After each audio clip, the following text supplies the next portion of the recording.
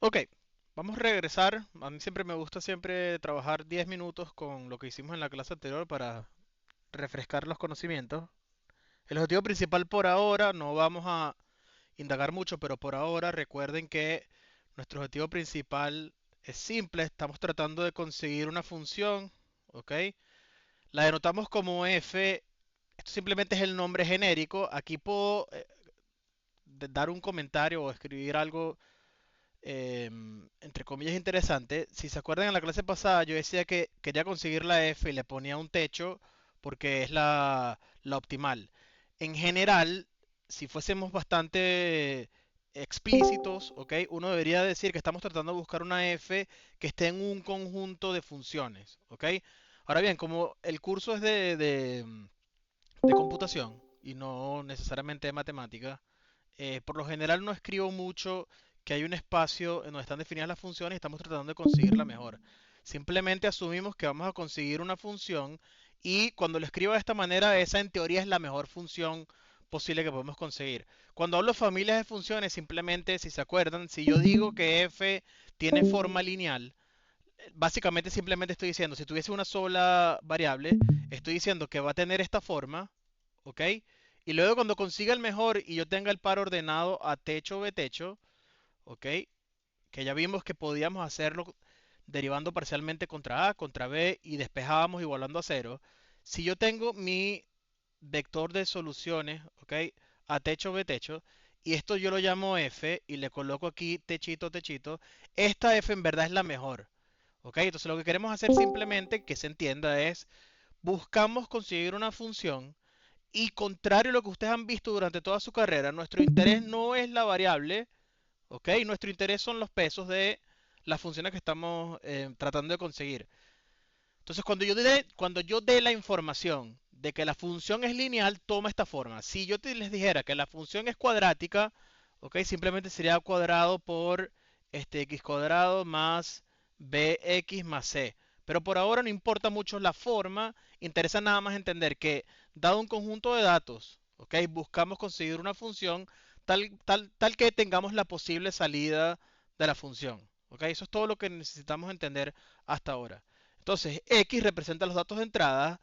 Evidentemente, entonces aquí tenemos que tratar de entender qué forma tiene X y lo que va a suceder normalmente, como les dije en la clase pasada, si tratamos de, y aquí regreso al ejemplo que dimos, si tratamos de predecir la altura nuestra en base solamente a la altura de nuestro papá, nosotros lo que tendríamos de datos es si somos, aquí somos 19 estudiantes más el profesor, somos 20, tendríamos un vector de 20 filas, ¿ok? Con una sola columna.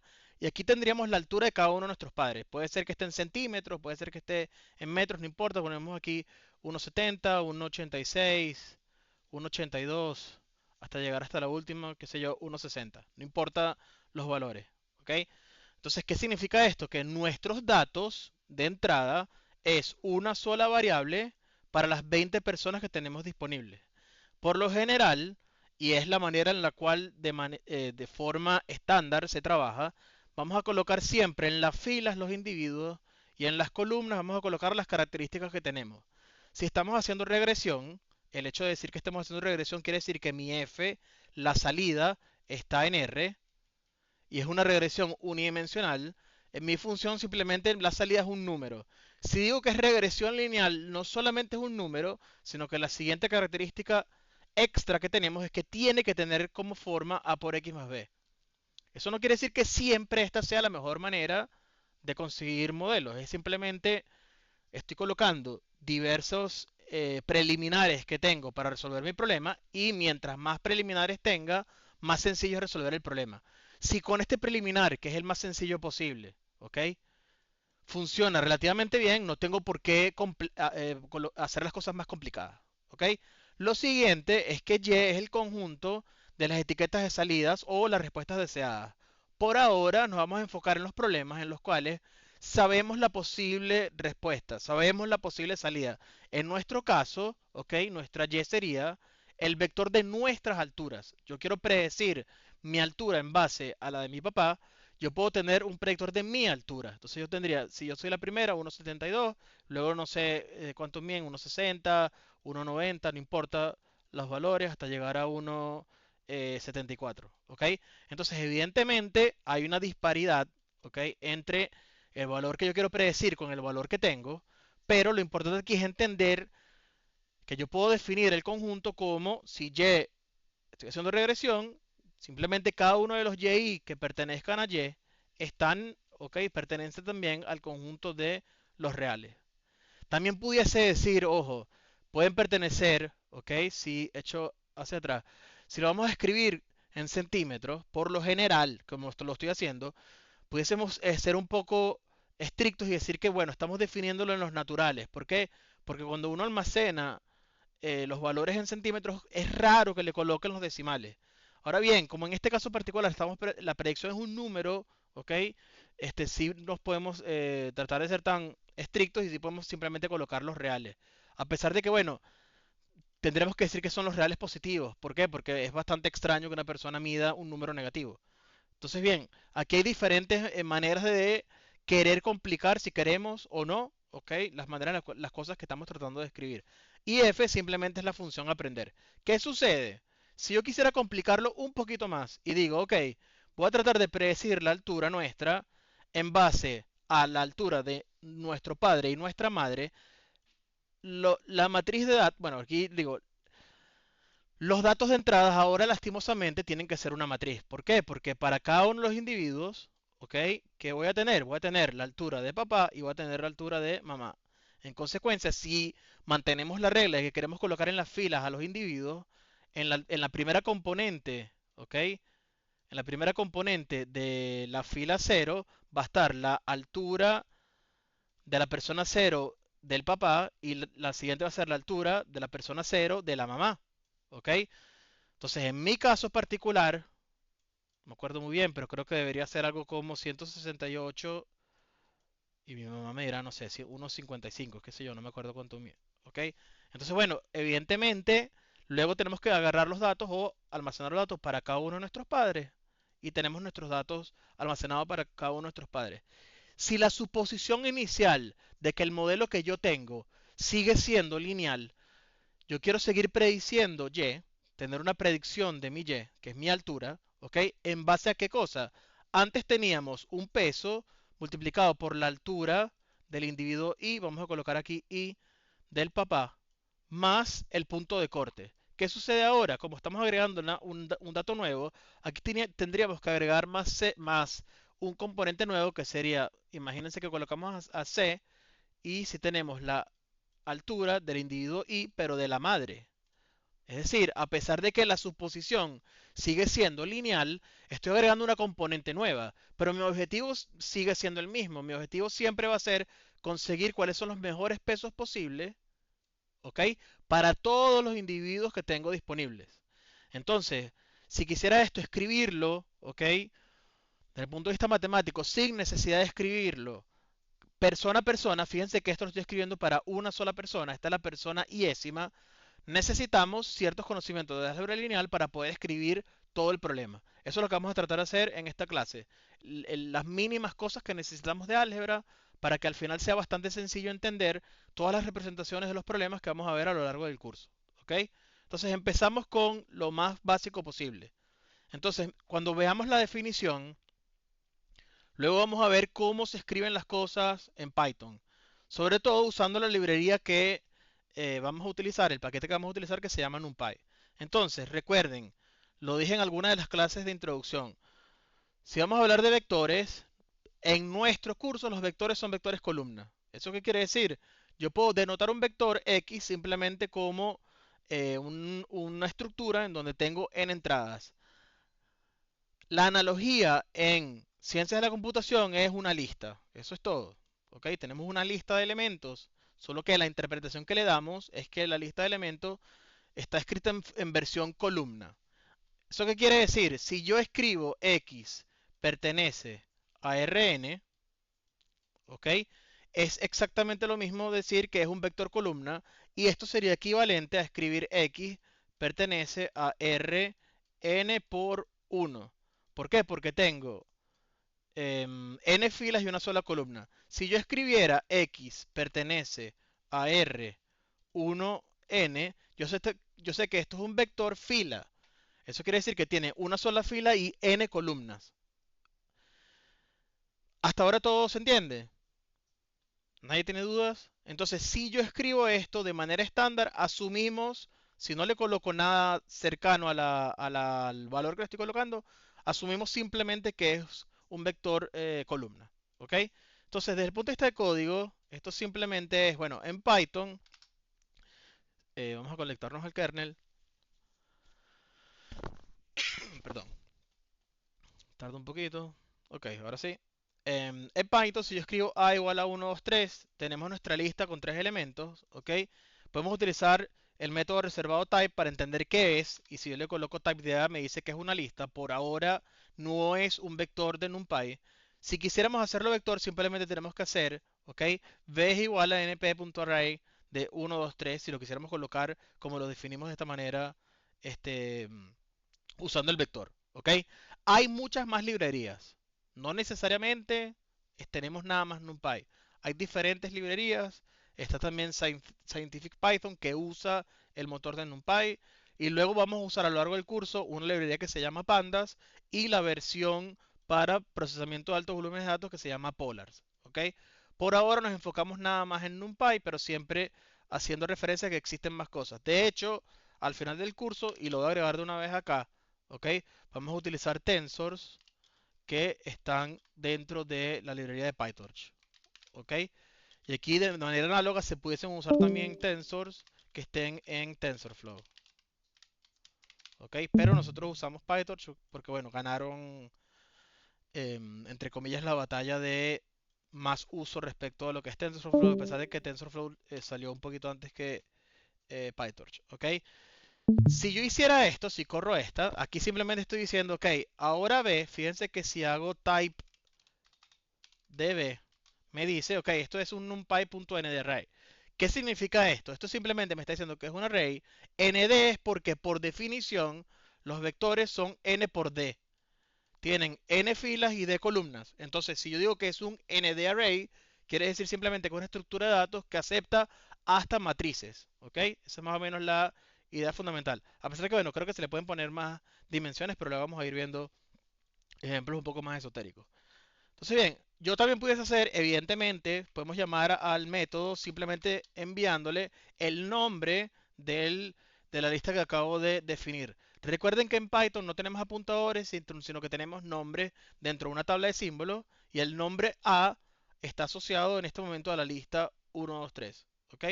Entonces, si yo definiera esto, evidentemente me tiene que dar exactamente lo mismo y tengo mi array simplemente con las entradas 1, 2, 3. ¿Ok? Entonces, bien, cool.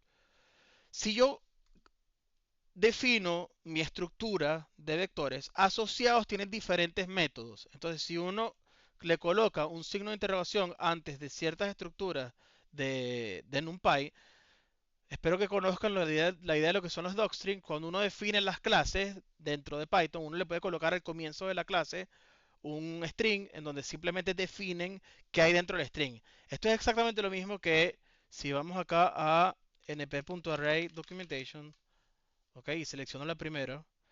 Esto es exactamente lo mismo que van a ver acá como salida. ¿Ok? Simplemente aquí se ve un poco mejor porque aquí están utilizando, me imagino que Sphinx, pero no sé qué estarán usando. Están usando Sphinx para generar la página web. Sphinx es simplemente un package de Python para generar documentación a partir de los docstrings, ¿ok? Y la definición de los docstrings vienen de un PEP, no me acuerdo cuál es, PEP docstring, el 257, y estas son simplemente las convenciones para escribir los comentarios dentro de las clases. Entonces, en base a esta convención, hubo una gente que gracias al cielo creó una librería que se llama Sphinx para generar estas páginas web a partir simplemente de las definiciones de los códigos. Si quisiéramos ver, ¿ok? ¿Cuál es la definición dentro de la librería? Seleccionamos aquí GitHub, ¿ok? Y aquí van directamente a la librería y podemos llegar justo a la definición del método y va a ser exactamente todo lo mismo. Evidentemente, bueno, van a tener que ver cuál es la versión que estén usando, ¿ok? Pero basta con seleccionar aquí cuál es la versión que estén usando para saber em, el, el- la versión del NumPy que estén usando en el momento. Si quieren saberlo, simplemente aquí pueden hacer lo siguiente. En Jupyter Colab, y bueno, en Jupyter en general, si uno le coloca el signo de exclamación antes de cualquier sentencia, va a llamar al terminal o a la consola asociada al sistema operativo. Entonces, si yo hago signo de exclamación pip freeze, como esto tiene asociado una variable, un ambiente de entorno de Python, simplemente quiero saber cuáles son las librerías, quiero freeze es simplemente tener el output de cuáles son las librerías asociadas al intérprete que esté usando, corro esto, ¿ok? Y en algún punto podemos ir a NumPy.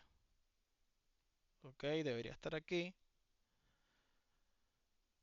PQRN, aquí. NumPy, están usando la 2.0.2. Es decir, si nosotros estamos acá, deberíamos tratar de hacer esto para ver cuáles son cuál es la documentación real que estemos usando. Ok, entonces bien, si les diera fastidio hacer esto, creo que esto debería funcionar. Uno pudiese hacer, em, colocarle aquí un pipe grep NumPy, ¿no? Debería funcionar, espero.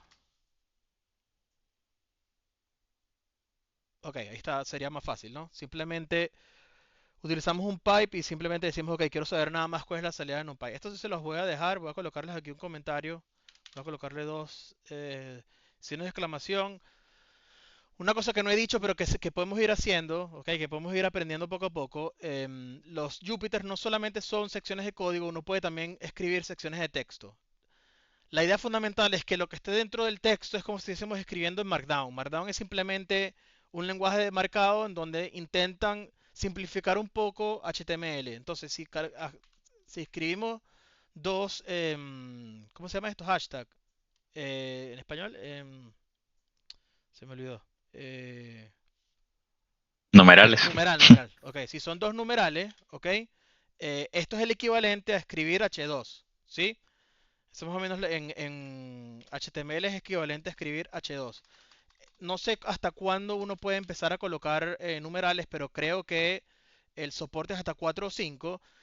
Fíjense que cuando yo escribo acá el talk, lo único que está sucediendo es que aquí coloqué tres numerales, ejemplo en NumPy. Es decir, que si yo quisiera acá escribir ejemplo de pip y que quede por debajo del nivel de NumPy, que yo quiero poner aquí 3.2, tengo que colocarle 4, perdón, 3.1.2, ejemplo de pip, y debería que aparecer abajo, ven acá cómo va a aparecer dentro del árbol que va generando la tabla de contenidos, se coloca debajo del anterior. Entonces uno puede ir haciendo documentos, ¿ok? Incluso tenemos, lo que pasa es que no se los he dicho porque espera un segundo, que me da un ¿Esto lo ven? Esto de aquí arriba que está grabando. No, no se ve. Me No, fastidia la existencia. Voy a colocar dos tabs para no verlo. Ok, voy a usar esta.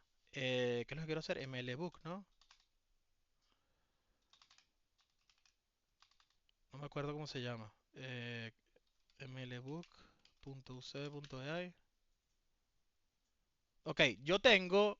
Pasa es que no se los he dicho. ¿Por qué? Porque cambiamos el TA, el auxiliar docente, y vamos a tener uno nuevo. ¿Ok?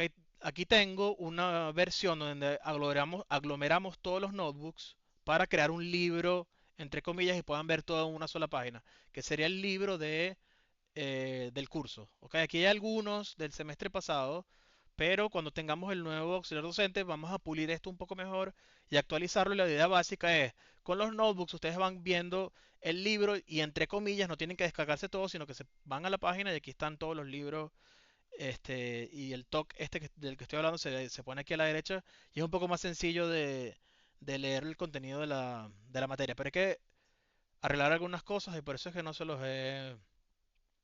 había dicho antes, ¿ok? Entonces, bueno, regresando a la clase acá. ¿Dónde estábamos? Ok. Si quisiéramos saber el docstring desde Jupyter, ¿ok? Asociado a un package, simplemente utilicen el signo de interrogación antes de lo que quieran hacer. Funciona también incluso para variables. Si uno hace, voy a colocar aquí código, si uno hace signo de interrogación B, imagínense que están haciendo algo, están programando algo y no tienen ni idea de qué está pasando con esto. En vez de utilizar type, pueden ver el string que esté asociado, el str que esté asociado al objeto, al name. Esto es simplemente la definición del str asociado al valor que tenga como clase, como type, la variable b, que es similar al docstring, pero no es exactamente lo mismo, porque esto es lo que está en la definición de str de la clase. ¿Ok? Entonces, bueno, se pueden entender algunas cosas haciendo esto. Entonces, bien, seguimos. Ya que no sé cómo cerrar esto. Ok. Bien, entonces fíjense algo importante. Perdón, que estoy un poquito enfermo. Ok. Cuando yo defino mi vector, nada más pasándole una lista, fíjense que si uso un método asociado a em, los arrays que se llama shape, esto me va a decir la forma o cuántas filas y columnas tiene asociado el vector. Si yo lo defino nada más con una clase, van a ver muchísimas veces, y esto es muy importante cuando lleguemos a redes neuronales, que la forma es la siguiente. Tiene tres elementos y coloca coma un espacio vacío. Esto lo que quiere decir es, ¿ok? Que básicamente tenemos elementos en las filas y no tiene ninguna columna, ¿ok? Si yo quisiera definirlo de manera, por así decirlo, coherente con lo que hacemos nosotros, tendríamos que hacerlo de esta manera. Tenemos que definirlo. Esto es similar a como se definen los vectores. No sé si ustedes utilizaron en cálculo MATLAB u Octave, ¿ok? Pero es similar a la nomenclatura que se usa para definir vectores en MATLAB y Octave. Básicamente, si yo quisiera que tuviese exactamente tres filas y una sola columna, tengo que decir que esto es, abro corchete y cada una de las componentes es un elemento de dimensión 1, ¿ok? Si quisiera que fuese un elemento con una sola fila y tres columnas, transformamos nuestro 3, vacío en algo que tiene como entrada 1, 3. Entonces, si yo hago esto, fíjense que, bueno, lo puedo almacenar, llamarlo B3, y luego aquí agrego código y hago b3.shape. Esto me dice que es una estructura de tipo array de NumPy, tal que tiene una sola fila y tres columnas. ¿Ok? Entonces vamos a entender de ahora en adelante, la primera componente está asociada a filas, la segunda componente está asociada a columnas. Esto es completo y absolutamente arbitrario. De hecho, en Organ, en algún punto lo deben haber visto que cuando uno almacena matrices que son exageradamente grandes, ¿ok? Hay una manera de almacenar primero dándole prioridad a columnas y otra manera de almacenar dándole prioridad a filas.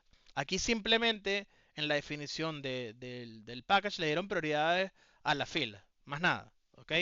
Esto sería importante solamente si, solo si, es bastante raro por ahora que suceda, si esta matriz no cabe en RAM. Habría que ver cómo hacer allocation de tal manera de disminuir la cantidad de paginación que uno tiene que hacer para poder utilizar todos los datos, ¿ok? Pero por ahora no vamos a hablar de este tipo de cosas porque vamos a usar estructuras bastante pequeñas, ¿ok? Entonces bien, seguimos. Como les digo, si lo defino de esta manera, tenemos un vector, ¿ok? Donde tiene tres filas, una sola columna. Evidentemente, ¿ok? Si queremos hacerlo de manera más sencilla, el original yo le hago reshape y quiero que tenga tres filas y una sola columna, evidentemente va a dar error porque puse esto, ¿ok? Y simplemente me va a colocar el elemento, ¿no? Aquí estamos usando algo importante que para la mayoría de ustedes, porque deben haber trabajado con Python, es entendible. Esto que tenemos aquí, fíjense que la estructura tiene paréntesis alrededor. Esto es una tupla, ¿ok? Importante que lo que le estamos pasando aquí es una tupla, un tuple, ¿sí? De dimensionalidad 2 en este caso. Bien, sigo. Esto lo vamos a quitar porque por ahora no he hablado de esto y no sé por qué está acá. Debe haber sido en otra clase que empecé a hablar como siempre y uso espacio donde no debería ser. Entonces, bueno, operaciones básicas. Si tengo dos vectores, por ahora todo va a ser sencillo. La suma de dos vectores es simplemente, aquí tengo un vector, aquí tengo un vector. La suma de los dos vectores va a ser crear un vector nuevo y componente a componente sumo todas las entradas del vector. Yo creo que por ahora esto no va a ser ningún tipo de problema para nadie. Entonces simplemente si tengo un vector definido y otro vector, siempre y cuando tengan la misma dimensionalidad, es simplemente sumar componente a componente cada uno de los vectores. ¿Ok? Si en algún momento tienen una duda me detienen. ¿Ok? Si no, yo voy a seguir. Sigo. Entonces, si quisiera sumar, ¿ok? En NumPy, puedo utilizar el método que dice np.sum. Entonces, fíjense que aquí coloco esto y tengo los vectores 1, 2, 3, 4, 5, 6. Ya sabemos que si lo defino de esta manera, esto es un señor 3, vacío y este es un señor 3, vacío. ¿Ok? Fíjense que cuando llamo a sum, aquí aparece alguien nuevo y me dice axis igual 0. Eso quiere decir que este parámetro, si lo cambiara, no sé qué pasó. Segundo. O sea, si yo dejo esto pegado, no. Pensé que me iba a arreglar la forma. Pero bueno. Eso quiere decir que este parámetro debe ser que funciona para algo. Luego vamos a ver para qué funciona. Entonces, fíjense, si lo hago de esta manera, la salida parece ser lo que estoy definiendo. Fíjense que componente a componente me está sumando cada una de las componentes y la salida me está dando 5, 7 y 9. ¿Ok? Luego vamos a ver qué significa ese axis, pero por ahora vamos a dejarlo así. Entonces, ¿esto qué es? Esto es código, esto es texto. Eh, ¿Esto lo puedo correr?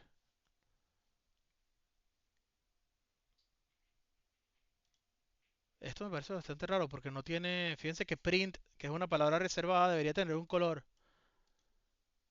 Dame un segundo que me llama la atención esto. ¿Esto es texto o código?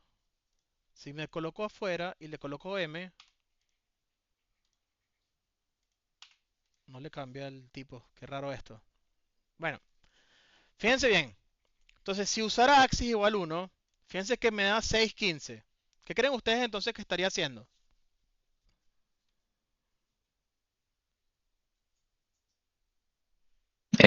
Veo que está Sumar los vectores. sumando los dos vectores. Ajá, exacto, los componentes de cada vector y los pone en un nuevo arreglo. Ok, O sea, suma uno más 2 más 3 y el otro 4 más 5 más 6. correcto. ¿Eso qué quiere decir? Pareciera, ok, que dependiendo de cuál es la forma de los vectores, al llamar al método sum, va a modificarse el enfoque del eje dependiendo de la forma original de las entradas.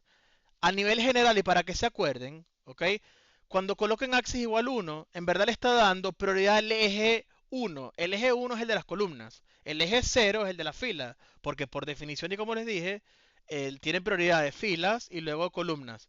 De hecho, uno pudiese poner axis 2 y aquí habría un nuevo eje y uno puede poner cuantos ejes uno quisiera. ¿Ok? Ahora bien, para acordarnos, ¿ok? Lo que yo hago siempre es lo siguiente. Como las columnas son verticales, como el 1 es vertical y el 0 no es vertical, pienso siempre, si axis es igual a 1, le estoy dando prioridad al eje vertical. Pero en verdad es porque está indexando dependiendo de la importancia del eje. Y recuerden que las filas tienen el eje 0 y las columnas tienen el eje 1. ¿Ok? Ahora bien, uno puede, ¿ok? Cambiar la definición de los vectores. Aquí estoy haciendo, recuérdense, un vector de 3 filas, una sola columna. Esto es otro vector de 3 filas y una sola columna. Y ahora cuando yo haga la suma, ¿ok? De ambos vectores, dándole prioridad al eje 0, aquí vuelve a dar la salida 5, 7, 9, pero fíjense que en verdad está trasladada. Esto es un vector que tiene 3 filas y una sola columna. La salida anterior era el vector 3, vacío. Entonces tienen que estar siempre pendientes de las formas que tienen los arreglos a la hora de hacer las operaciones. En muchos casos, si quieren sumar un vector que es 3, vacío y otro vector que es 1,3, puede ser que funcione, como puede ser que no funcione porque no cuadran bien las dimensiones. ¿Ok? Entonces tienen que estar pendientes siempre de las dimensiones de los vectores. ¿Qué sucede? ¿Ok? Uno puede sobrecargar los operadores. Entonces, esto es fácil para ustedes. En Python, ¿ok? Si yo sobrecargo los operadores, básicamente es esto, ¿ok? Bueno, yo creo que todo el mundo lo sabe, pero bueno, vamos a una breve introducción de 30 segundos. En Python, como es un lenguaje interpretado, básicamente es cada vez que uno está viendo una sentencia del código, el intérprete agarra cada una de las sentencias, ¿ok? Y como mínimo, ¿ok? Intenta ver si la sintaxis está bien y ejecuta la sentencia. Si no da error, sigue. Entonces pueden haber errores semánticos, pero no sintácticos, con los cuales es un poco más complicado hacer debug de aplicaciones en Python respecto a otros lenguajes que son compilados, pero nos da la facilidad de hacer cosas de este estilo. Por ejemplo, cuando el intérprete intenta analizar esta expresión, se va a dar cuenta que está sumando, ¿ok? Vamos a tratar de cambiar colores, un elemento acá que es un flotante y luego se lo está sumando a un elemento que es un entero. ¿Ok? ¿Qué es lo que hace el intérprete? Él dice, ok, voy a tratar de sumar, pero yo lo estoy sumando flotantes con flotantes. Estoy sumando un flotante con un entero. Lo que va a hacer entonces es que va a castear el entero a flotantes porque los flotantes son un superset de los enteros y simplemente suma 1.0 más 2.0 y la salida, fíjense que me está dando un flotante. ¿Ok? La salida es un flotante. Entonces, este tipo de cosas a veces pueden ser útiles, a veces les pueden ser la causa por la cual no nos damos cuenta de ciertos errores. Entonces, si bien es claro que es más sencillo programar, ¿ok? En C, si esto fuese un entero, perdón, es al revés. Si esto fuese un float, Dios, si esto fuese un float, y esto fuese un entero, ¿ok? A menos que castee explícitamente, me dará un error. O defina una función que sobrecargue el operador. De igual manera, existen sobrecargos operadores dentro de diferentes tipos de clases. Si estoy en la clase de los strings, la sobrecarga del operador más no es sumar el valor en ASCII de A con el de B, sino simplemente concatenarlo. Entonces la interpretación de lo que es más, evidentemente va a cambiar de acuerdo al tipo de datos que estemos usando. Yo creo que para ustedes esto es súper sencillo, pero bueno, tomen en cuenta que siempre estamos dando clases a gente que posiblemente no sea de computación y bueno, tenemos que tratar de explicar todo. Entonces tenemos que entender cuál es la sobrecarga, ¿ok? Del operador más en el caso de NumPy. Entonces, si corremos esta sentencia, fíjense que nos da, si la entrada fuese 1, 2, 3, que es 3, vacío, y 4, 5, 6, que es 3, vacío, y yo utilizo más, fíjense que la salida que me está dando es 5, 7, 9. Es decir, que lo que está sobrecargado es el np.sum solamente con axis igual 0. Si quisieran sumar por columna, no pueden usar el más. Tienen que usar np sum axis igual 1. ¿Se ve? ¿Sí? ¿Puede Sí, repetir, profe? Fíjate, hay, ya sabemos que podemos cambiarle un parámetro en este np.sum que se llama axis. Ya sabemos que cuando axis igual 1 es el índice asociado a las filas, en consecuencia va a sumar por fila la estructura que tenga np de arrays que tenga b1 y b2. ¿Ok? Ya sabemos que si le paso como parámetro 1 va a cambiar la salida. No importa ahora incluso qué significa sumar por filas o por columnas. Tenemos que entender que son dos cosas distintas. Entonces, si yo le estoy hablando de sobrecarga de operadores, tenemos que saber hacia cuál operador está sobrecargando. Entonces, si yo hago B1 más B2 usando estos vectores, la salida es el n.sum de axis igual 0. Si ustedes quisieran sumar por columnas, tienen que usar explícitamente el np.sum con el parámetro axis igual 1, porque cuando yo vaya a sobrecargar, ok, nada más va a hacer referencias al axis igual 0. ¿Se ve? Entonces axis 0 es para filas y por eso sumamos cada una de las filas. Pero si fuera axis 1, entonces nos quedarían solo dos valores en vez de tres porque sumaríamos Correcto. las columnas. Yes. Ok. ¿Ok? Ojo, eso es, ya que tengo el teclado un poquito. Ok. Eso es solamente cierto porque esta fue la definición de los vectores. Si esto le hacemos un reshape a ambas, vamos a hacerlo. Aquí les voy a hacer un reshape. Aquí no. Aquí voy a hacer un reshape y lo voy a transformar en vectores que tienen tres filas y una sola columna.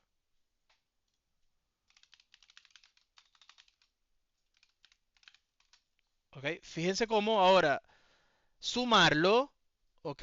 Es la suma columna a columna, ¿ok? Porque ya sabemos que son dos vectores que tienen tres filas y una sola columna. Entonces este es más sencillo de entender porque si va a sumar fila a fila, estoy dándole prioridad a las filas, va a ser 4 más 1, 5 más 2, 6 más 3. ¿Lo ven? Si yo quisiera el otro, tengo que lastimosamente hacer suma 2 es igual a np.sum de b1, b2 axis igual 1.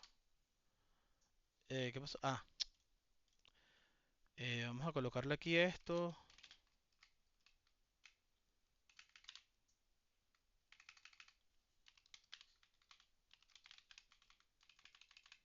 Ok. Es terrible. Slash n.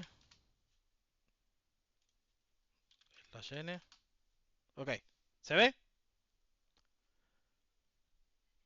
Entonces tomen en cuenta, lo que quiero decir es, tomen en cuenta que el operador de suma, les tienen que decir si quiero sumar por fila o quiero sumar por columna. Eso es todo. ¿Ok? La resta es lo mismo. ¿Eso qué quiere decir? Si tengo dos vectores y los quiero restar, simplemente es componente a componente restar los vectores. ¿Ok? Ahora bien, uno puede, ¿ok? Vamos a ver, ¿ok? Si los defino de esta manera, siguen siendo 1, 2, 3, 4, 5, 6 y hago B1 menos B2, componente a componente voy a hacer 1 menos 4 que me da menos 3, 2 menos 5 que me da menos 3 y 3 menos 6 que me da menos 3. ¿Ok? Entonces, ¿qué sucede, no?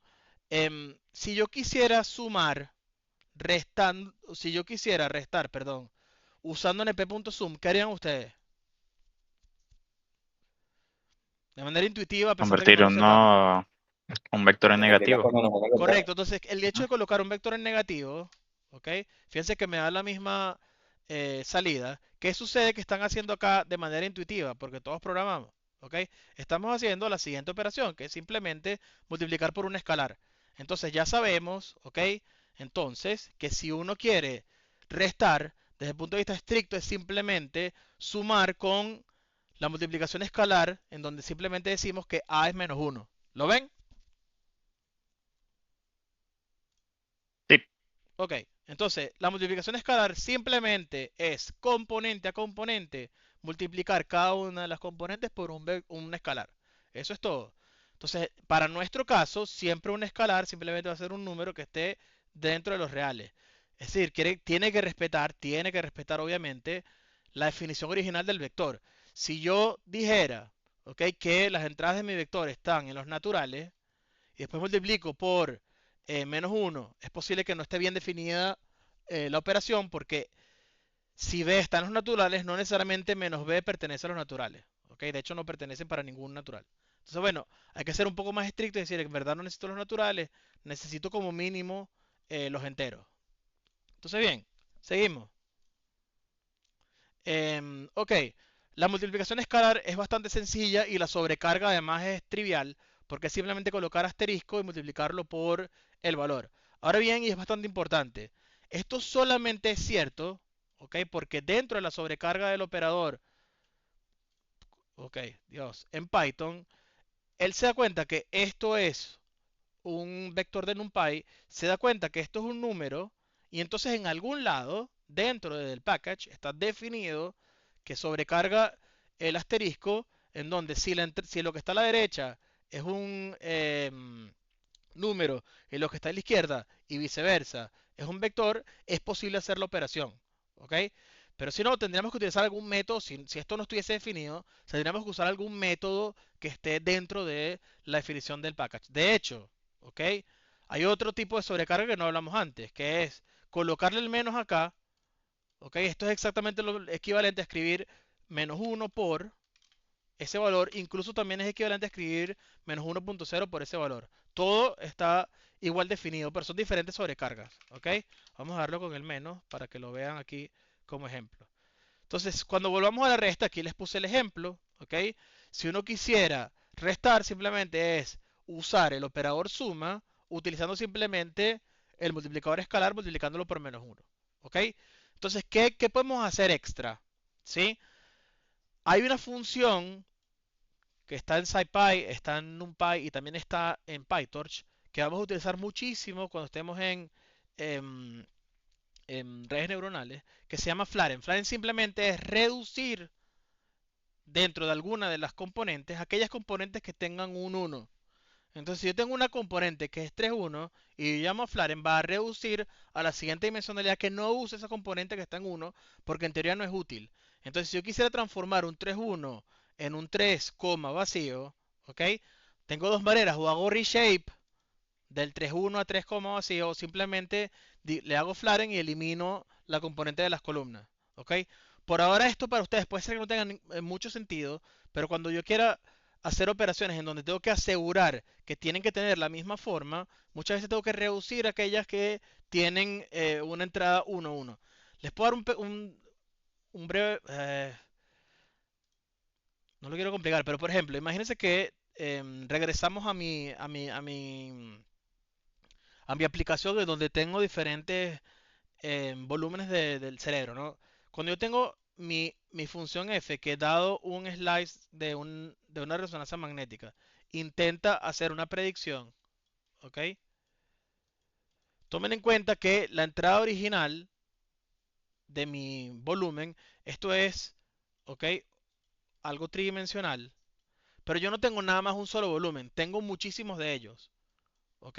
Tengo entonces un volumen para una persona, tengo un volumen para la siguiente persona, hasta llegar a la última persona. Supónganse que en nuestro caso tenemos como 5.000 pacientes que están en la unidad psiquiátrica, ¿ok?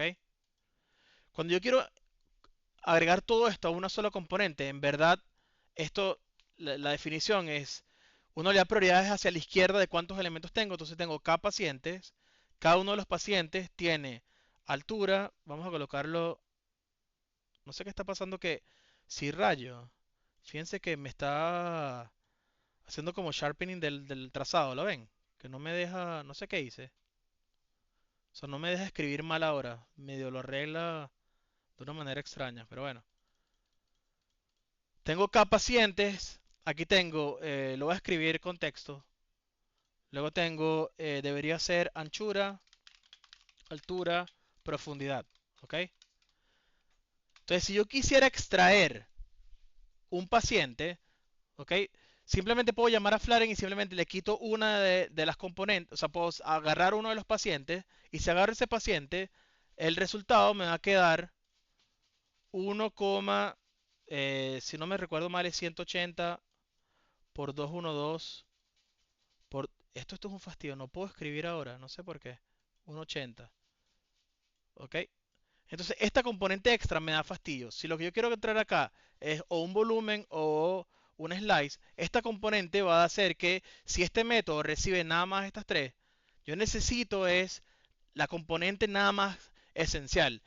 Yo puedo decir que puedo colocar los pacientes, el orden en el cual uno define los, dónde coloco los pacientes, en verdad puede ser arbitrario, pero cuando yo llamo a flatten simplemente va a eliminar esta componente y todo va a calzar sin necesidad de estar revisando dónde está la información crítica o no. ¿Ok? Entonces esto puede ser una pequeña aplicación y pasa bastante, sobre todo en fase de inferencia, cuando la entrada de los modelos es un poquito más compleja. Pero hay otras aplicaciones, pero las vamos a ir viendo poco a poco. ¿Ok? Entonces aquí tienen algunos ejemplos, pueden correr ustedes, es bastante sencillo. Entonces bien, hay ciertas propiedades que se tienen que respetar y se respetan, que lo vemos en álgebra lineal, les vamos a repasar. ¿Ok? Entonces, primero, la suma es conmutativa, la resta no es conmutativa. Eso quiere decir que x menos y no es necesariamente lo mismo que y menos x. ¿Ok? Asociatividad funciona nada más para la resta, no funciona para la... Funciona, perdón, nada más para la suma, no funciona para la resta. El elemento neutro existe en la suma, que es el vector cuyas todas entradas sean cero. Y el elemento neutro para la multiplicación es multiplicar por el escalar 1, de tal manera que respete obviamente cada una de las componentes del vector original. Luego, eh, el inverso aditivo simplemente lo que me dice es, si yo tengo un vector x y se lo sumo a menos x, me da el elemento neutro. Todo esto ustedes lo vieron, obviamente con otro nombre, ¿ok? Pero lo vieron posiblemente en discretas 2, cuando les empezaron a dar estructuras algebraicas como anillos, clases de equivalencia, todo este tipo de estructuras algebraicas, las que estamos usando nosotros. De hecho, lo puedo mencionar un poco después, el tipo de espacios que usamos, que son los espacios de Hilbert, pero por ahora no es tan importante dentro de lo que estemos viendo. Estamos viendo nada más operaciones. Dentro de la distributividad, ¿ok? Sí funciona la distributividad para la resta y para la suma. Hacer xy más w es lo mismo que hacer x por y menos x por w. ¿Ok? Bien. Siguiente. La generalización de la multiplicación escalar se llama el producto Hadamard. ¿Esto qué es? Si yo tengo dos vectores y yo quiero multiplicarlos, ¿ok? Pero multiplicarlos componente a componente, por así decirlo, la nomenclatura que se usa es este símbolo que es una circunferencia con un punto adentro. Si no estuviese la circunferencia, ¿ok? Estamos haciendo la multiplicación punto a punto o la multiplicación externa. Ahorita vamos a ver cuáles son estos dos ejemplos. Entonces, por ejemplo, si yo, ¿ok? Llamo al método multiply, ¿ok? Se llama el método multiply del vector b1, b2. Fíjense que me está dando 1 por 4, 4, ¿ok? 2 por 5, 10. Y además, 6 por 3, 18. Entonces, como ustedes han visto multiplicación vectorial, ¿ok? Que pudiese tener dos definiciones. Ustedes lo han visto como o x traspuesto por y, ¿ok? O X por Y traspuesto. Dependiendo de las dimensiones, les va a dar cosas diferentes. En NumPy, incluso si usamos el asterisco, ¿ok? Hace referencia vamos a subir un poquito, ¿ok?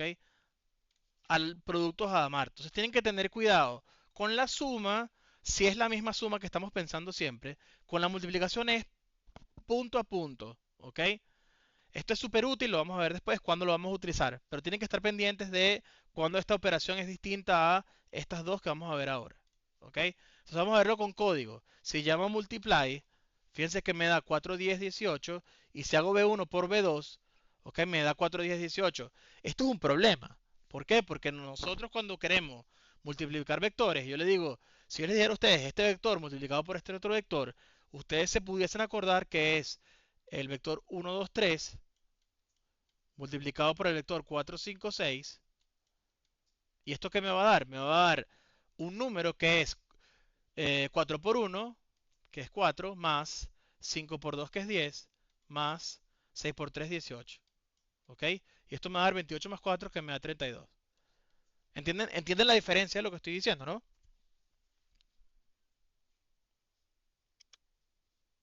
De manera Sí. Sí, estándar, cuando ustedes multiplicaban vectores, por lo general estoy casi seguro que están pensando en esta operación y no necesariamente multiplicar componente a componente. Entonces tenemos que tener cuidado, ¿ok?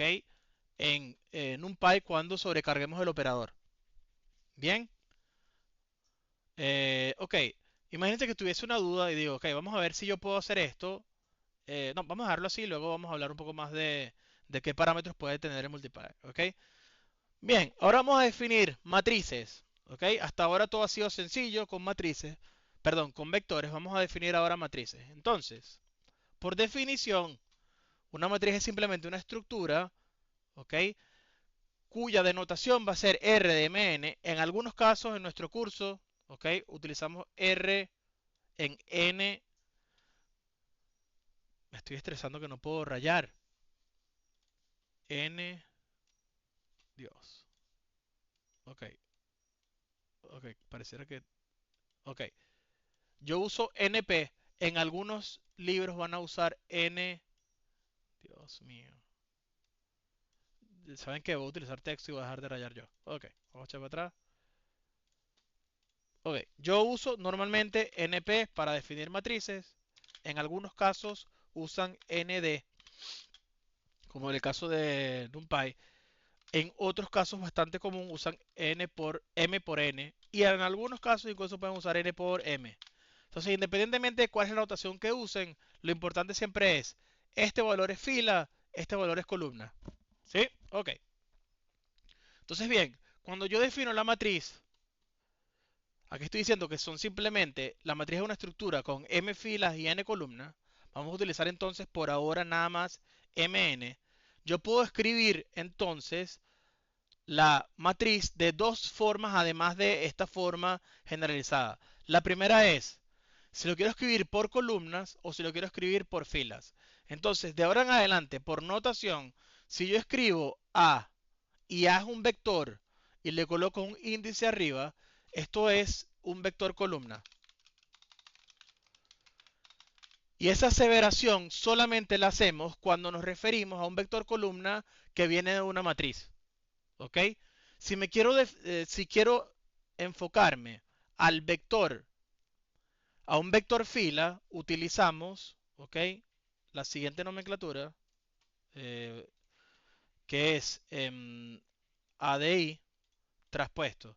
¿Por qué? Porque si por definición nuestros vectores son columna, el vector fila de esta matriz es, entonces, ¿cómo se lee esto? Esto me está diciendo que es el vector asociado a la primera fila, ¿ok? Pero lo tengo que utilizar su traspuesta porque para nosotros los vectores son vectores columna. Entonces el vector asociado a la primera fila es AD1 traspuesto, de tal manera que esto me dé un vector columna. ¿Por qué? Porque ADI es un vector fila y si yo quiero las componentes escritas como vector, le tengo que usar la traspuesta. ¿Qué elementos tiene este vector? Tiene el A11. Jesucristo, no sé por qué hoy no puedo rayar. Vamos a colocar aquí A11. ¿ok? El siguiente elemento es del A12, A12, hasta llegar al último elemento. Vamos a colocar aquí, espero que me deje poner 3 puntos, ¿ok?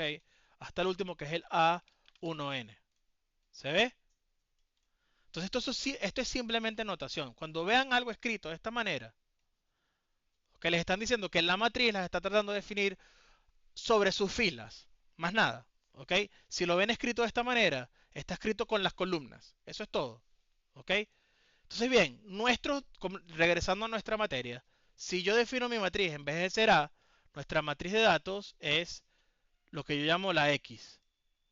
Si yo quisiera definir entonces nuestra matriz de datos en base a lo que estábamos hablando de las alturas de los padres y las madres, eso quiere decir entonces que, por ejemplo, aquí, si se acuerdan, 1,70 mi papá, o 1,68, no me acuerdo, mi mamá 1,55, lo que sea, la primera fila es el vector asociado a las alturas de Fernando, ¿ok?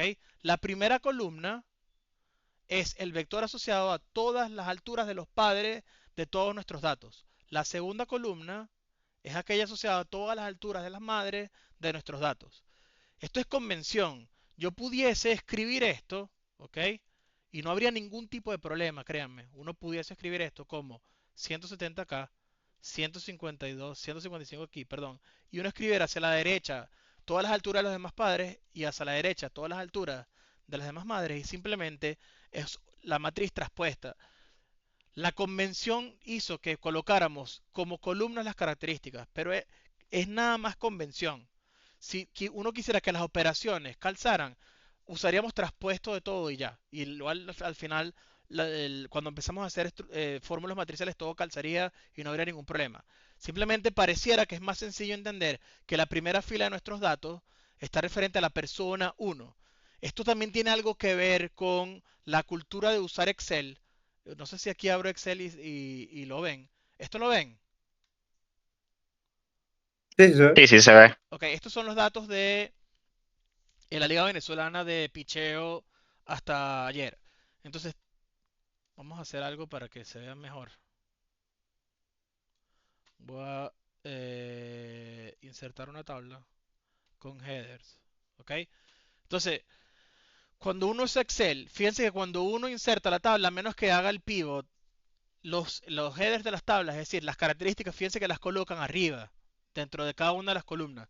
Entonces, por ejemplo, si yo quisiera filtrar, imagínense que quiero filtrar, qué sé yo, por número de ponches y seleccionar los lanzadores que... Esto está muy raro. ¿Cómo alguien tiene 95 ponches?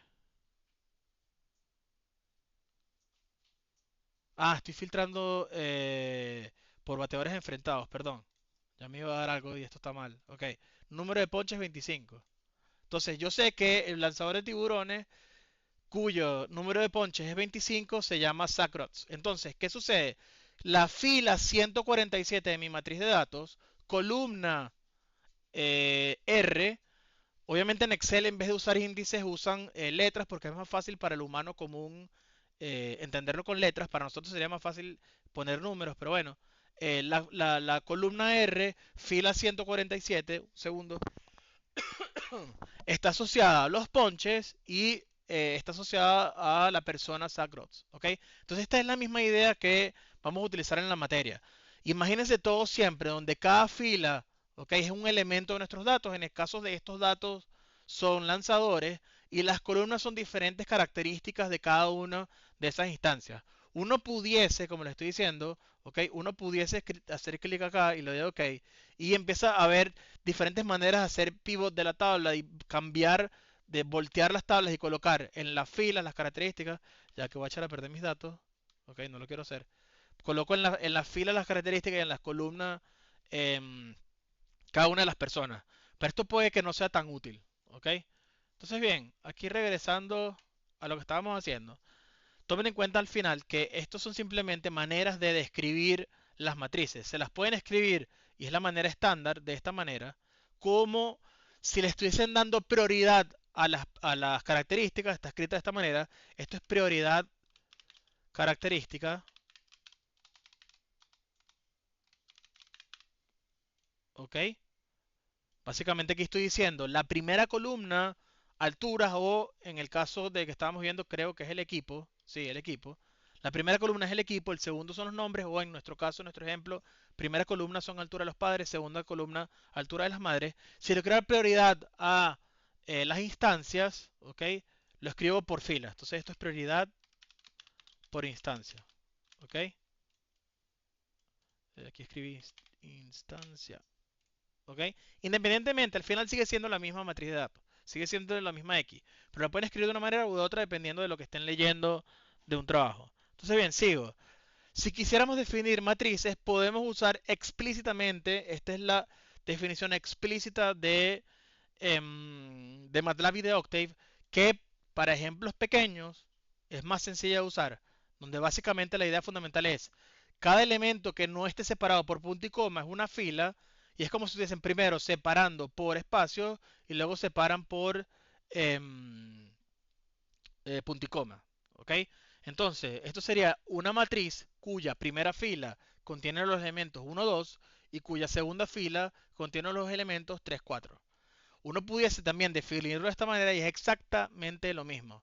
Simplemente que fíjense que acá es un poquito más rápido hacerlo porque dentro de la definición de matriz se da cuenta que la entrada es un string y si hay una entrada que es string, llama al parser de eh, Octave y MATLAB y transforma esto en una matriz. Si está bien definida, no va a haber un error. Si yo coloco aquí un 5, ok, tiene que dar error, porque el número de elementos de la fila no es el mismo. Entonces tienen que tener cuidado a la hora de definir las matrices, tienen que evidentemente ser los mismos. Entonces para solucionarlo pudiese colocar aquí otro elemento y esto sería simplemente una matriz. No sé por qué subió tanto. Okay. Es una matriz que tiene dos filas. Fíjense que nada más tengo un elemento separado por punto y coma. Y cada fila tiene tres elementos. ¿Okay? Entonces, para hacer ejemplos de juguete, es sencillo usarlo con Octave. Si van a hacer ejemplos más grandes, obviamente vamos a utilizar esta manera. ¿Por qué? Porque uno puede definir las variables y luego que definimos las variables creamos nuestra matriz. Entonces, a partir de acá, vamos a ver diferentes definiciones. ¿Ok? Sobre todo a tipos de matrices que son útiles. ¿Ok? Primera matriz útil, la matriz de identidad. Una matriz de identidad denotada por I en RNN. Entonces el primer comentario importante acá es el siguiente. Fíjense que el número de filas es el mismo al número de columnas. En consecuencia, tiene que ser una matriz cuadrada. ¿Ok? Cuando el número de filas es igual al número de columnas, decimos que es una matriz cuadrada. En donde simplemente los elementos de la diagonal principal, si tengo una matriz, los elementos de la diagonal principal son aquellos en donde los índices son iguales. Si este es el índice 0, 1, 2 hasta llegar al n, 0, 1, 2 hasta llegar al n, cualquier índice, cualquier elemento de la matriz I, tal que I pertenezca al conjunto 0n, esto lo puedo mover hoy hacia la izquierda, de hecho debería estar siempre aquí, ¿no? Ok, lo vamos a dejar ahí. Creo que lo uso a la derecha porque es más eficiente mover el mouse, pero bueno. Desde 0, esto debería ser n-1, por cierto, no me dijo nada, hasta n-1. ¿Ok? Todos los elementos donde sean iguales, esa es la diagonal principal. Entonces una matriz identidad es una matriz cuyos elementos de la diagonal principal son todos unos. Eso es todo. ¿Ok? Entonces bien, hay una propiedad importante y creo que es trivial, en donde si multiplicaron las matrices, a pesar de que no hemos definido multiplicación de matrices, imaginen la matriz de identidad como el elemento neutro de la multiplicación de matrices, en donde básicamente si hago A por la matriz de identidad o la matriz de identidad por A, me queda la matriz original. No puedo ni siquiera hacer un círculo. Ok, me queda la matriz original. Entonces bien, si quisiéramos utilizar o crear una matriz identidad, usamos el mismo nombre que le dan en MATLAB y en Octave, que es I. Simplemente es, si uno utiliza I de 3, me va a crear una matriz cuadrada de dimensión 3 por 3, cuya diagonal principal tiene elementos en 1. ¿Ok? Existen además maneras de definir matrices diagonales. Ups, sorry. Ok. Uno puede definir matrices diagonales como diag de diferentes valores de un vector. ¿Ok? Entonces, si yo le paso un vector n-dimensional, donde tiene el dígito 1, 2 hasta llegar al n-º, y paso a la función diag, me da una matriz diagonal cuya componentes, ¿ok? Es cada uno de los dígitos en las posiciones i igual j. Eso quiere decir que uno puede definir la matriz de identidad como una matriz diagonal si y solo si cada uno de los elementos de ese vector son iguales a 1. Creo que es bastante sencillo de entender. ¿Ok? Entonces voy a seguir, recuerden, me detienen cada vez que tengan alguna duda. Sigo. Traspuesta. Entonces aquí ya es la primera definición sensible. ¿Ok? La matriz traspuesta, fíjense que de manera coloquial es simplemente voltear filas y columnas. Importantísimo, la matriz traspuesta puede estar definida en Mn. Eso quiere decir que la matriz puede ser rectangular. ¿Ok? Entonces simplemente la idea fundamental es todo aquello que es una fila en la matriz A va a ser una columna en la matriz A traspuesta y le damos prioridad al orden original. Hay diferentes prioridades, pero si lo quisiéramos definir componente a componente, la componente ijésimo de la matriz traspuesta, ¿ok? A traspuesta, no sé por qué no cambia el color si selecciono otro color, yo no entiendo qué está pasando aquí. Ok, ahora sí lo hizo. ¿Ok? La matriz traspuesta, la componente ijésima, ¿ok? Tiene que ser igual a la componente jésima de la matriz original. Esa es más o menos la idea fundamental. Entre comillas es simplemente voltear los índices. Eso es todo lo que estaríamos haciendo. Hay diferentes prioridades que son súper útiles, propiedades, perdón, dentro de la definición de matriz traspuesta. La primera es, la traspuesta de la traspuesta es la matriz original. Esto es intuitivo. Luego, A por B traspuesto es B traspuesto por A traspuesto. Básicamente es modifica el orden en el cual está multiplicando las matrices y aplica la función traspuesta para cada una de ellas. Esto es bastante similar, no sé si se acuerdan las leyes de Morgan en discretas 1, es similar, ¿okay? A lo que estamos haciendo con una prioridad aquí, sigue siendo la misma operación. ¿Ok? Sigo. Luego, A más B, si estoy sumando las matrices, traspuesto es lo mismo que A traspuesto más B traspuesto. ¿Ok? Entonces, por ahora espero que no hayan preguntas. Luego aquí coloco dos ejemplos. ¿Ok? Llamamos a la traspuesta. ¿Ok? Entonces, fíjense cómo vamos a colocarles colores. ¿Ok? Esta es la primera fila.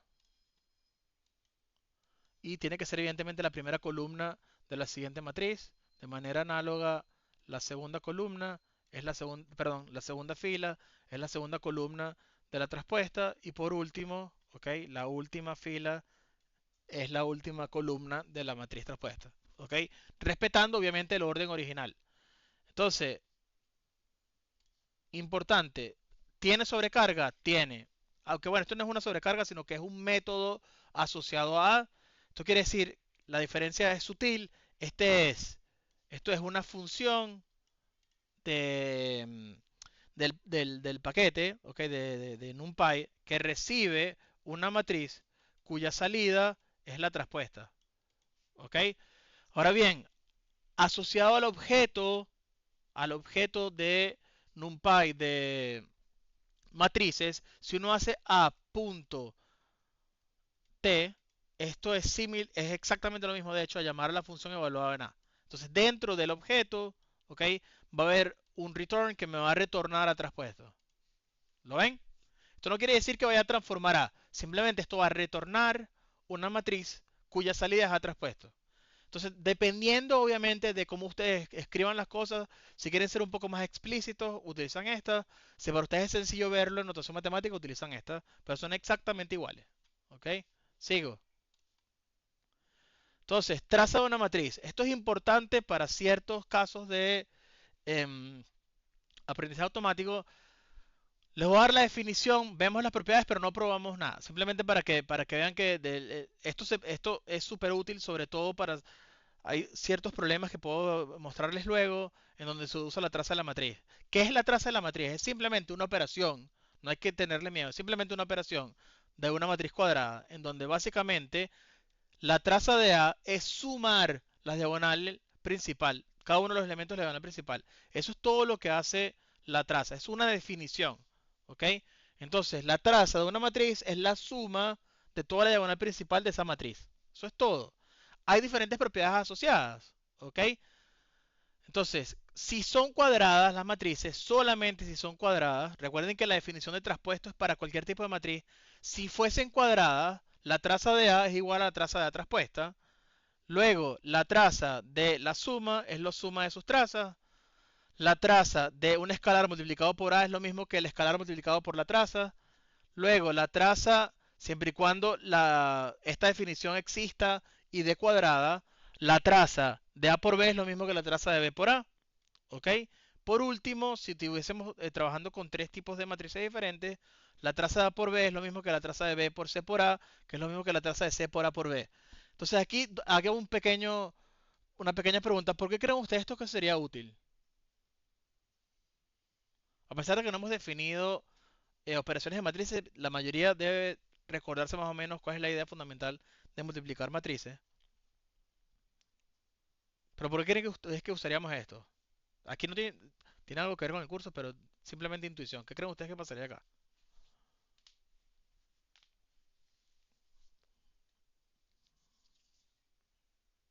Aquí me están diciendo, todas las permutaciones dan la misma traza. ¿Para qué creen ustedes entonces esto que es útil?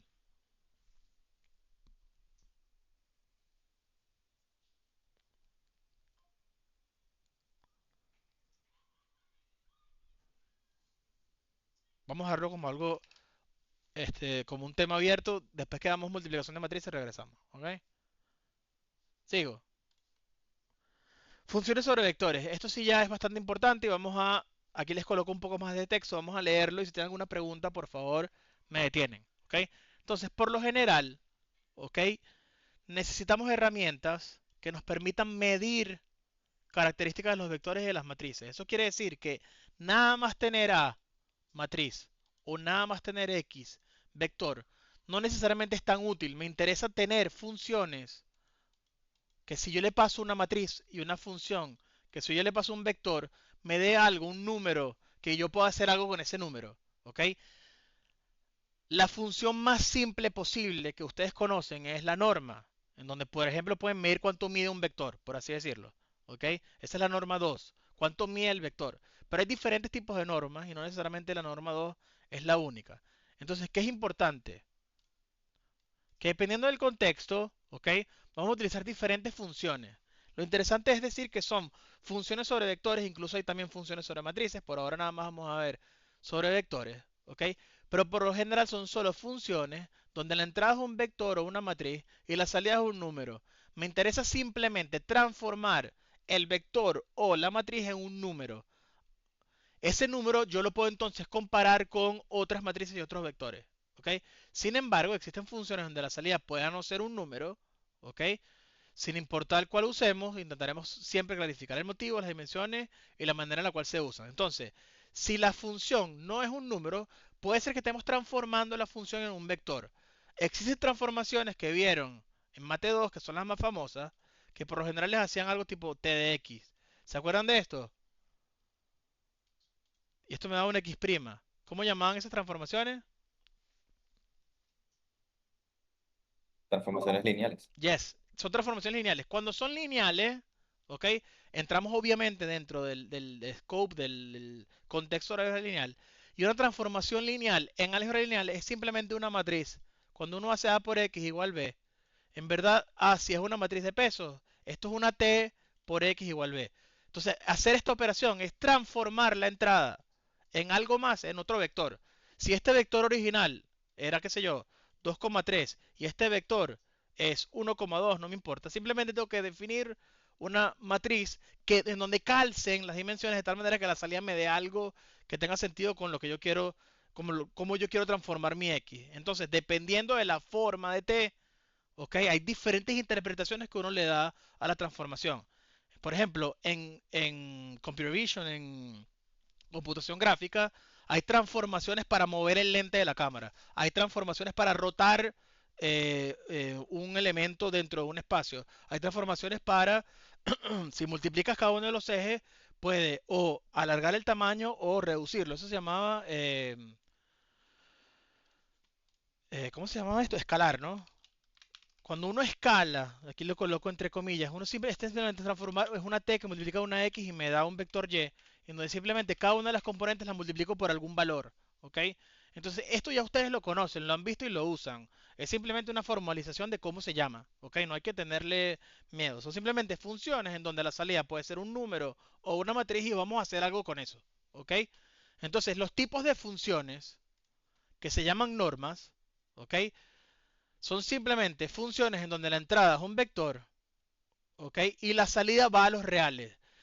Y además cumple 4 características. Entonces, no solamente es que sea una función que transforme el vector en un numerito, sino que además cumpla 4 propiedades. La primera, no negatividad, que es para todo vector dentro de los posibles elementos del vector, de la definición del espacio donde están los vectores, la f evaluada en el vector es siempre mayor o igual a 0. Si se acuerdan en la clase anterior, ¿ok? Esto ya tiene algún sentido porque esto lo vimos en la definición de la función de error. Recuerden que dentro de la definición de la función de error dijimos, ok, quiero que los valores me den más que 0. ¿Por qué? Un segundo ya. Quiero que me den mayores a 0 de tal manera que no se cancelen, ¿ok? Pero en realidad la razón fundamental es que para yo medir a los vectores quiero usar normas. La primera característica es que la suma o los valores de la norma, ya estoy aquí quitando todos los colores, no sé qué está pasando. Ah, cada vez que le hago clic le agrega, este, acentúa el color, ok, bueno saberlo. Entonces, si la primera propiedad es que el valor me dé no negativo, simplemente la salida sin importar la entrada, ¿ok? Tiene que ser un valor que tiene que ser mayor a 0. Y lo vamos a aprovechar cuando definamos nuestras funciones de error. La siguiente, que es definitividad, es decir, la siguiente. Si f de x es 0, esto solamente es cierto, esto es un sí, solo sí, x igual 0. Todo el mundo se acuerda de lo que es esto, ¿no? ¿Sí? Sí, como una doble implicación. Es una doble implicación. Recuerden que esto es una equivalencia lógica distinto a utilizar el operador, este, ¿cómo se llama este operador? Bicondicional. El bicondicional, ¿ok? Estas son dos cosas que son, entre comillas, se usan, pero no necesariamente es lo mismo. Recuerden que si utilizamos este, mm, equivalencia lógica, lo que estoy diciendo es que este señor que es una proposición P y este señor que es una proposición Q, ¿ok? Es una tautología. ¿Se acuerdan de eso, no? Esto lo vimos, esto está en el libro de Margini de Discretas 1. Entonces, esto va a ser cierto, como es sí, solo sí, lo que estoy diciendo es que si f de x es 0, entonces obligatoriamente x es 0 y además, si x es 0, obligatoriamente la función evaluada en x tiene que darme 0. ¿Ok? Entonces, ya vimos la primera, vimos la segunda. Homogeneidad es lo siguiente. La función evaluada en el producto escalar t por x, yo puedo, entre comillas, sacar el producto escalar solamente si aplico el valor absoluto del producto escalar y lo multiplico por el vector. Si esto no se cumple para todos los vectores x y para todos los escalares, entonces esto no es una norma. ¿Se ve? Ok. La última propiedad que se tiene que acordar es la siguiente, que es la desigualdad triangular, en donde básicamente esto se usa, sobre todo, se puede usar en definición de convexidad. Para todos factores que estén en Rn, es decir, están definidos dentro de mi posible entrada de f, ¿ok? Esto simplemente estoy diciendo que x y y pueden pertenecer a la definición de f. Si yo evalúo la función en x más y, eso tiene que ser menor o igual a f de x más f de y. Eso es todo, ¿ok? Si cumple estas 4 propiedades, esta función se llama norma. Eso es todo. Entonces, ¿qué es una norma? Es una función que transforma el vector en un número si solo si cumpla 4 propiedades. Si no cumple una de las propiedades, eso no es una norma. Eso es otra cosa. Es una función, sin lugar a dudas, transforma en un número, pero eso no es una norma. ¿Ok? Hay diferentes aplicaciones en donde, dado que f es una norma, yo utilizo a gusto todas estas 4 propiedades para hacer pruebas. No importa ahora cuáles son las pruebas, pero para hacer demostraciones en donde podamos usar estas propiedades. ¿Ok? Entonces sigo. Hay diferentes ejemplos. Las más importantes son. Segundo. Ok. La norma euclidiana, como la deben haber visto en Mateo 2, o como la llamo 2, que es la L2. La llamo yo, perdón, que es L2. Es simplemente la norma del vector X y le colocamos como subíndice 2. Es simplemente la raíz cuadrada de la suma del cuadrado de cada uno de esos componentes. ¿Ok? Esto que está acá es la definición que les dieron ustedes para medir de los vectores su longitud. ¿Se acuerdan? ¿Sí? Sí, Ok, ya Sí, sí. estoy un poco afónico ahora. Ya, un segundo. Voy a mutearme un segundo.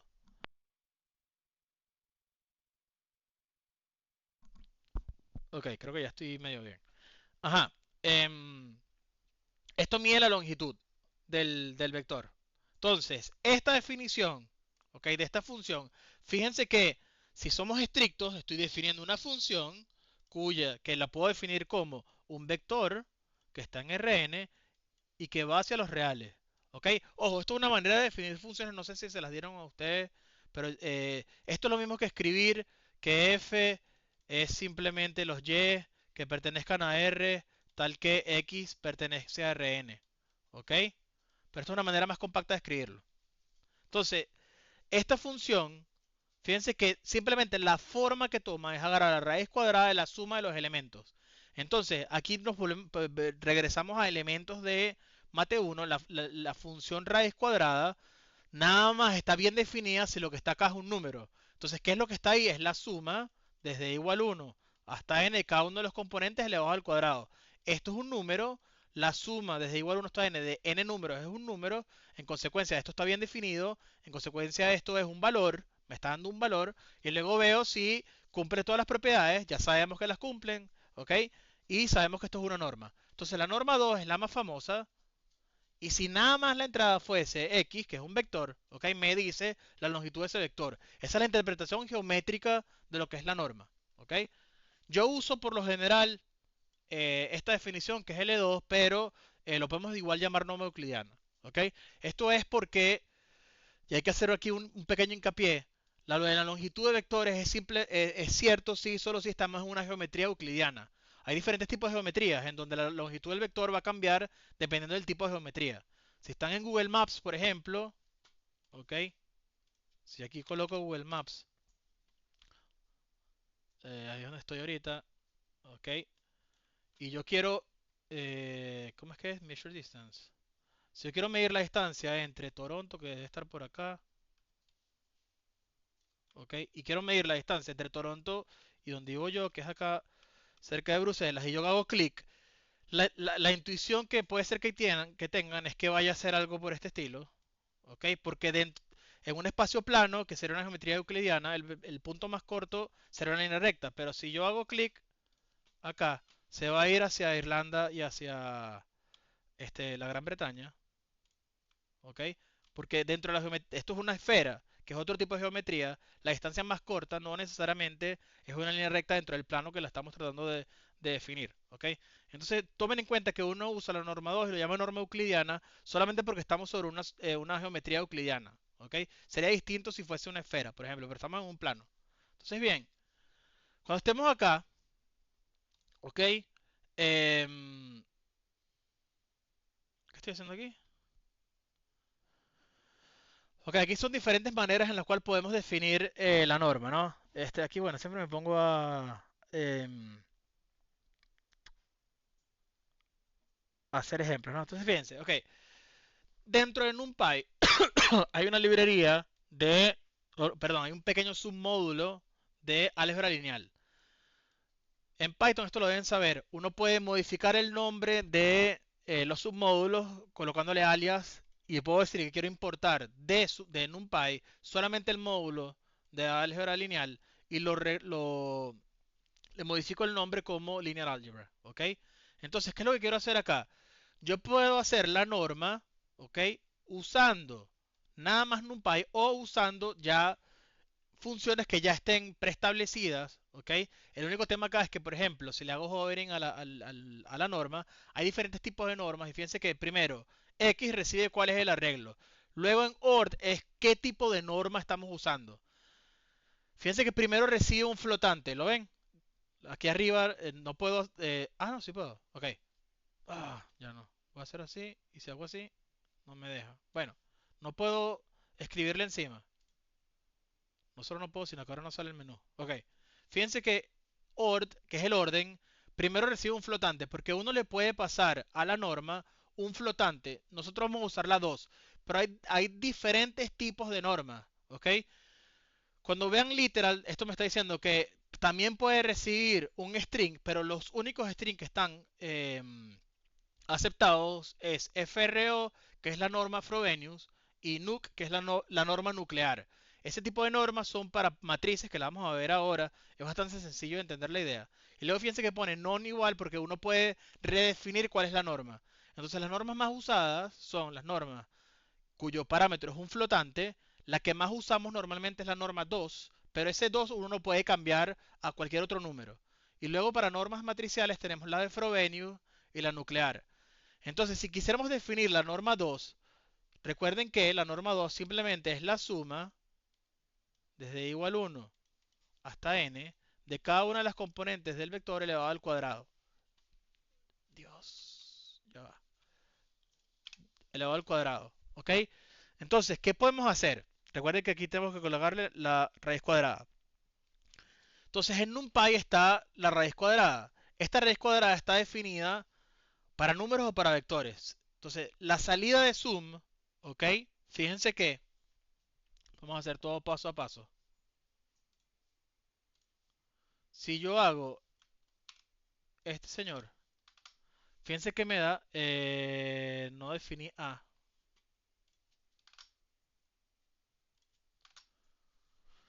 Fíjense que me da la suma componente a componente del cuadrado de esos números. Ahora bien, en Python, creo que lo deben saber, cuando uno coloca asterisco asterisco 2, está elevando al cuadrado, ¿ok? Un número. Si yo coloco 2 asterisco asterisco 2, esto me va a dar 4. Bueno, este es el peor ejemplo posible.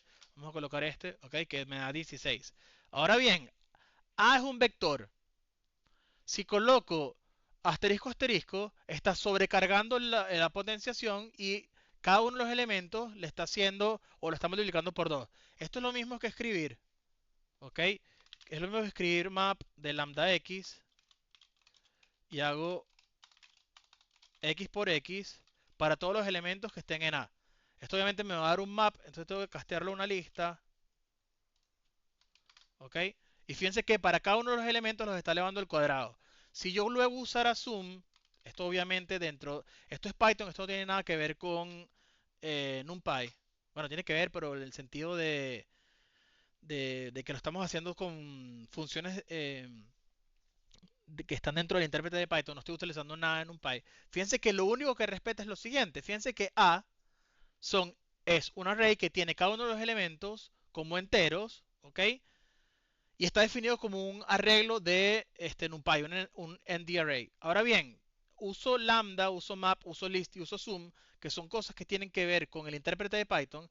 Y fíjense que la salida sigue respetando, ¿ok? Sigue respetando que es un entero de 64 bits cuyo valor es 60, ¿ok? Entonces es interesante, ¿por qué? Porque eso quiere decir que la gente que hizo en NumPy, bueno, obviamente tiene sentido porque si no, no usáramos este lenguaje, sobrecarga cada una de estas funciones de tal manera que la salida respete, el tipo de dato original, ¿ok? Aquí podemos hacer hincapié en que estamos usando 64 bits y bueno, uno pudiese obviamente cambiar la definición del set de los enteros para tratar de utilizar menos memoria, pero por ahora no es tan importante, entonces lo vamos a dejar siempre como con el default, que es el tamaño de la palabra del sistema operativo donde esté corriendo el intérprete. Ahora, si usamos np.sum y np.square root de NumPy, esto es exactamente equivalente a lo que estamos haciendo acá. Fíjense que la salida me da, de hecho, lo mismo. La diferencia es la siguiente, ¿ok? Y aquí sí hay un poco de... espero que se vea cuál es la diferencia. Cuando yo almaceno esto, ¿ok? Cuando uno corre esta sentencia en Python, lo que en realidad estamos imprimiendo es la representación, que es es un método con prioridad que se llama RPR, ¿no? Estamos imprimiendo la representación de lo que está almacenado. Esto no está definido, entonces debe ser el str. Ah, no, olvídalo, está bien. Esta es la representación de lo que tenga almacenado acá. Fíjense que la diferencia fundamental es que aquí estoy imprimiendo el tipo de dato cuyo valor es 60. Ok, esta es la suma. Bueno, tuve que haberle hecho sqrt, que tengo que hacer, creo que from math.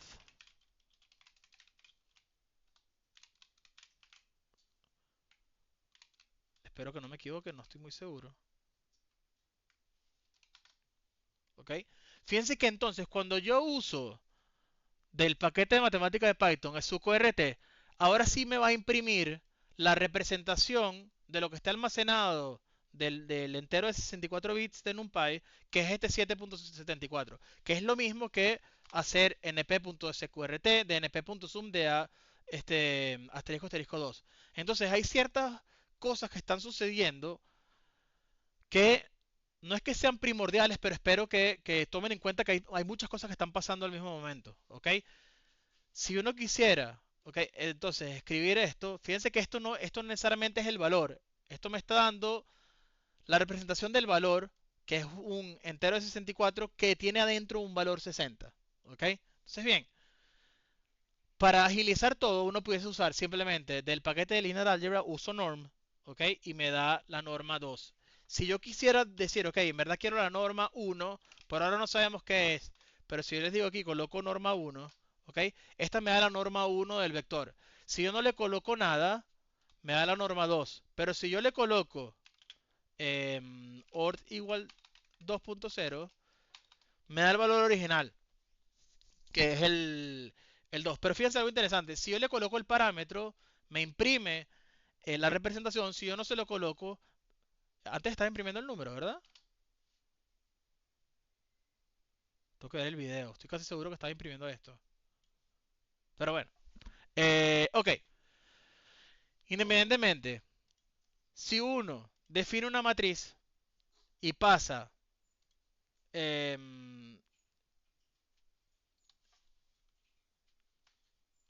¿por qué esto está aquí? Esto debería estar aquí arriba. Ok, si uno define una matriz 3x3, en donde simplemente mi vector de 9 elementos los coloco en una matriz y llamo a la norma, fíjense cómo la definición igual está bien definida. Ok, perdón, la norma igual está bien definida a pesar de que es una matriz. Entonces la norma, con los valores por defectos, así sea una matriz, va a ser la suma de cada uno de sus componentes elevado al cuadrado. Entonces tenemos que tener cuidado, ok, al usar normas, sobre todo de cuál es el valor que le estamos pasando como parámetro. Fíjense que acá sin correr esto, fíjense que está imprimiendo el 7 y luego cuando llamaba A está imprimiendo la representación. Luego vamos a ver por qué. Pero bueno, vamos a seguir con las definiciones. La norma 1 es una norma, pero obviamente en vez de elevar al cuadrado simplemente hacemos el valor absoluto, ¿ok? La gente que se dedicó a programación competitiva, ¿ok? Si antes era la distancia era la distancia euclidiana, ¿cómo se llama esta distancia?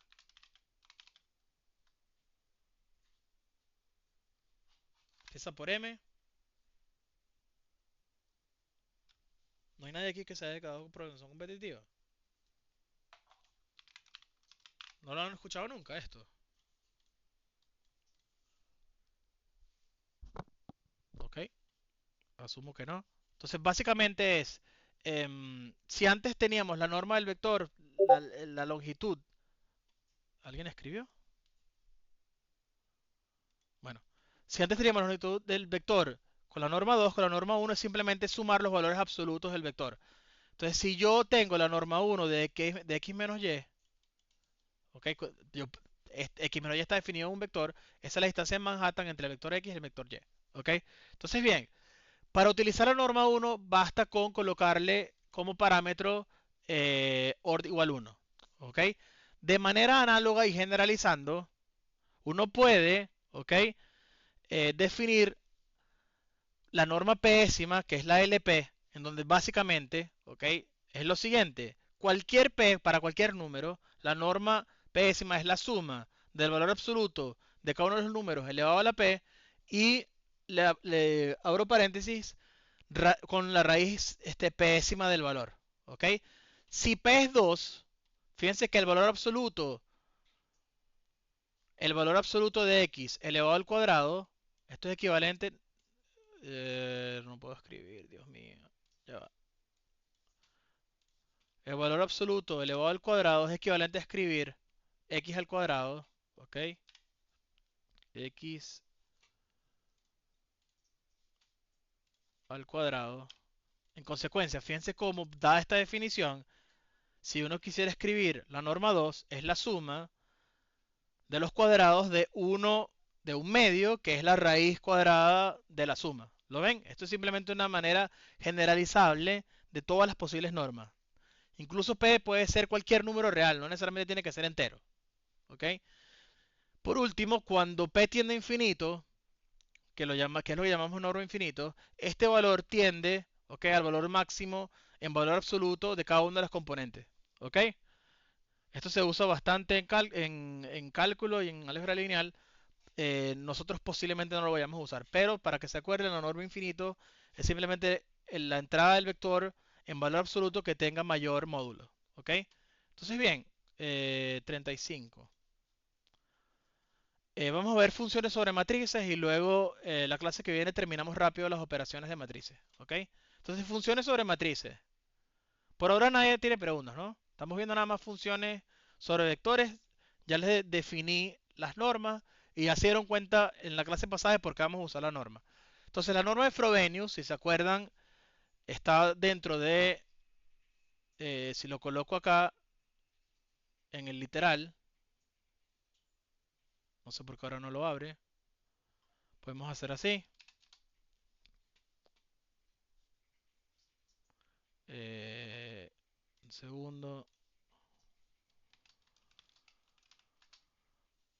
Ok, fíjense que dentro de los literales de Oort uno puede utilizar la norma de Frobenius. Ok, incluso puede pasarle la norma infinito, uno puede pasar lo que quiera, incluso la norma nuclear. La norma de Frobenius es simplemente la siguiente operación. Ok, bien.